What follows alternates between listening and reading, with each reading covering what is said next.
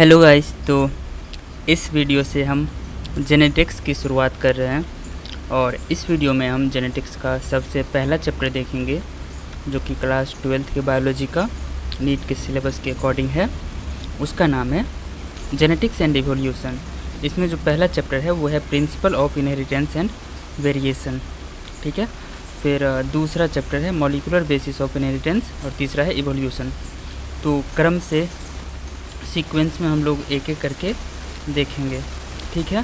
तो हमारा चैप्टर जो यूनिट है, यूनिट नंबर 7 है क्लास 12th NCERT बायोलॉजी का, ठीक है, जिसका नाम है जेनेटिक्स एंड इवोल्यूशन। तो इवोल्यूशन आप इस चैप्टर में देखोगे 6 में, और जेनेटिक्स हमें स्टार्टिंग के 2 चैप्टर में देखने को मिलेगा। दैट इज़ पहला है हमें principles of inheritance and variation और दूसरा है हमारा मॉलिक्यूलर बेसिस ऑफ इनहेरिटेंस।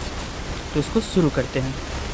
देखो, एक चीज़ मैं पहले बता देता हूँ कि हम इसमें NCERT के सारे लाइन के बारे में डिस्कस करेंगे, क्योंकि हमारा जो नीट के सिलेबस नीट के एग्ज़ाम में क्वेश्चन आता है वो NCERT के लाइन से ही आता है। मैक्सिमम क्वेश्चन, मैक्सिमम मतलब आप समझ जाओ 95% से ज़्यादा क्वेश्चन NCERT के लाइन से ही आएंगे। तो वीडियो को थोड़ा सा फास्ट कर लेना ताकि ये तुमको जल्दी कवर हो जाए, ठीक है, और थोड़ा ध्यान से सुनना, ठीक है।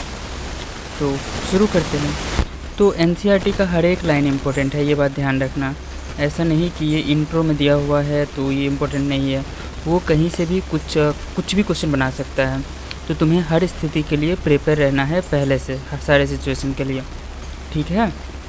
तो चलो शुरू करते हैं। देखो, जेनेटिक्स एंड इवोल्यूशन में सबसे पहले इंट्रो में उन्होंने क्या दे रखा है, the work of the Mendel and others who followed him.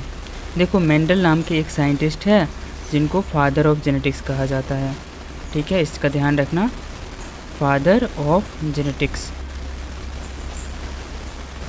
TICS। एक बात समझ लो, पहले तो इस वर्ड का मीनिंग समझो। What is the meaning of genetics?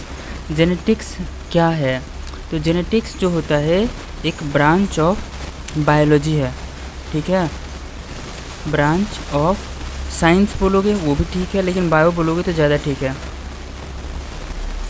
ठीक है, जिसमें हम लोग जीन्स के बारे में पढ़ते हैं, स्टडी ऑफ जीन्स, कैरेक्टर, ठीक है, जो इनहेरिट होते हैं, हेरिडिटी। तो बायो के जिस ब्रांच में हम लोग इन सभी चीज़ों के बारे में, DNA के बारे में पढ़ते हैं, ठीक है, कैरेक्टर के बारे में पढ़ते हैं, ट्रेट के बारे में पढ़ते हैं, हेरिडिटी के बारे में पढ़ते हैं, वेरिएशन के बारे में पढ़ते हैं, उस सभी को, है ना, जिस ब्रांच में रखा गया है उसको हम लोग बोलते हैं जेनेटिक्स, ठीक है। तो आप इसको ध्यान रखोगे। और जेनेटिक्स के फादर कौन है, मतलब किसने इसकी शुरुआत करी, तो वो है ग्रेगर जॉन मेंडल, जो कि आप कक्षा 10वीं में पढ़ चुके हो, ठीक है।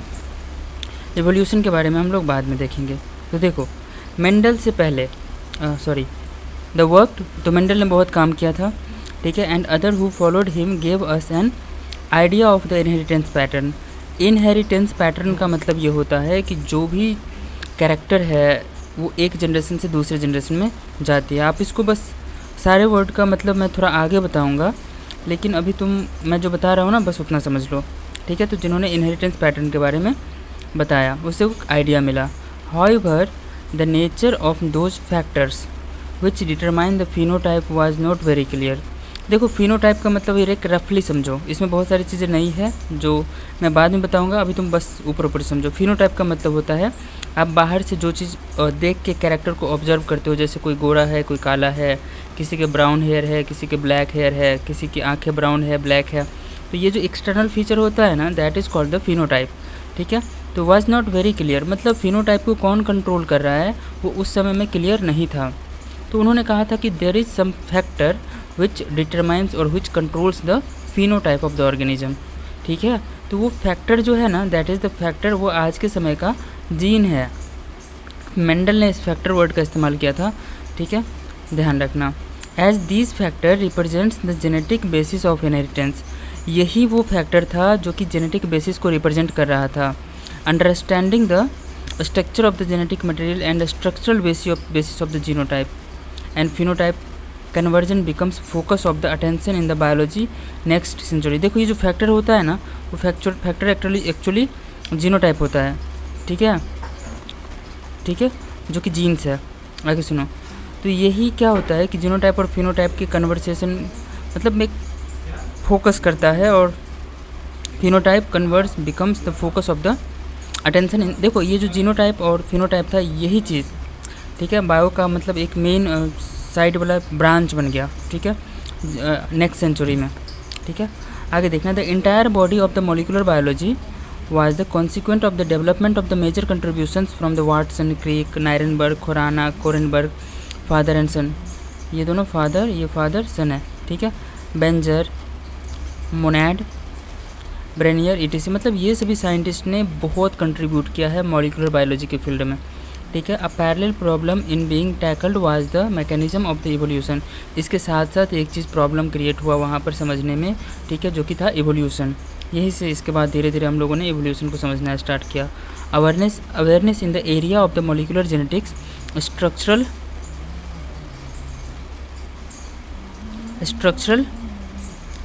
Biology and bioinformatics have enriched our understanding of the molecular basis of the evolution.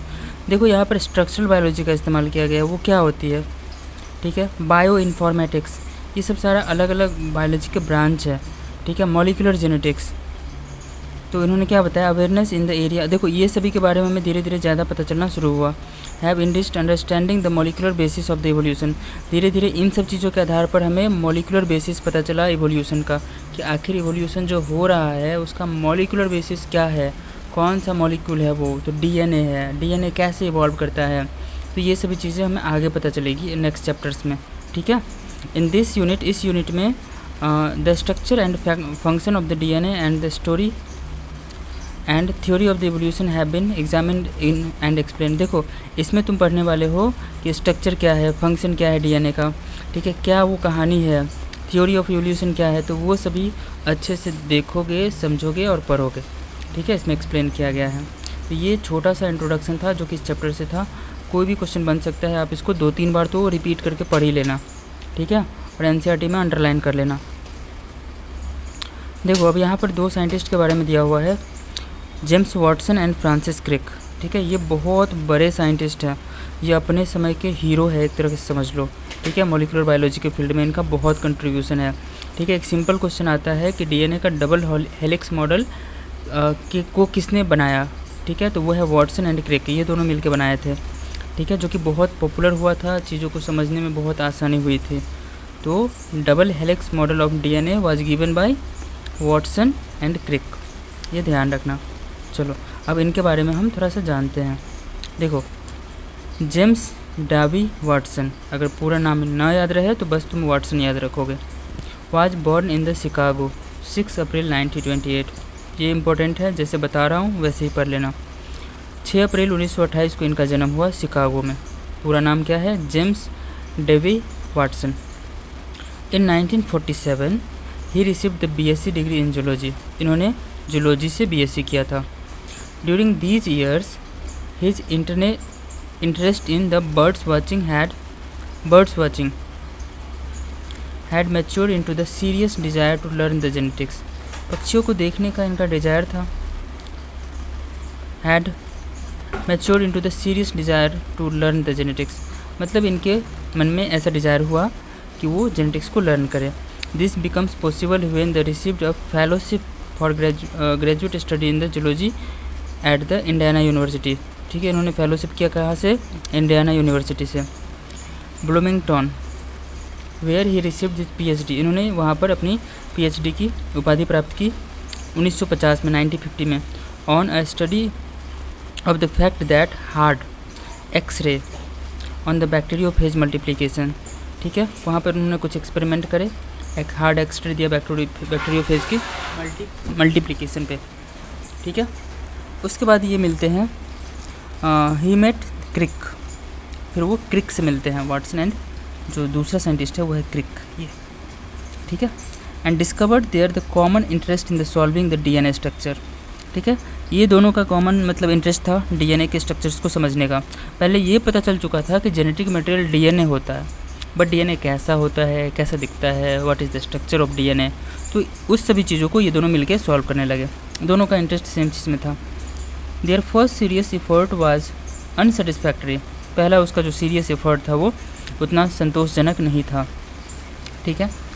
The second effort based upon the more experimental evidence. देखो, जब पहली बार में चीज़ें सफल नहीं होती है तो हम लोग बहुत अच्छे तरीके का इस्तेमाल करते हैं और फिर दूसरी बार प्रयास करते हैं। Experimental evidence and the better application of the nucleic acid literature resulted in the early in March 1953 in the proposal of the complementary double helical configuration.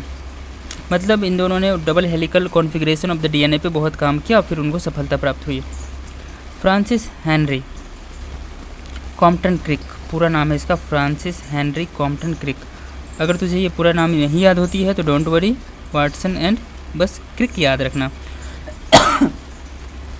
Was born on the 8 जून 1916। तो इनका जन्म हुआ है 8 जून 1916 को एट द नॉर्थहैम्पटन इंग्लैंड, ठीक है। ये अंग्रेज़ था, इंग्लैंड में जन्म हुआ है इसका। He studied the physics at the university college. इन्होंने यूनिवर्सिटी कॉलेज में फिजिक्स की पढ़ाई की, भौतिकी विज्ञान की, London. And obtain the BSc in 1937। उन्होंने जूलॉजी से किया था, इन्होंने फिजिक्स से किया है, ठीक है, 1937 में। ही कंप्लीटेड पीएचडी इन 1954। उन्होंने 1950 में किया था, इन्होंने 1954 में किया।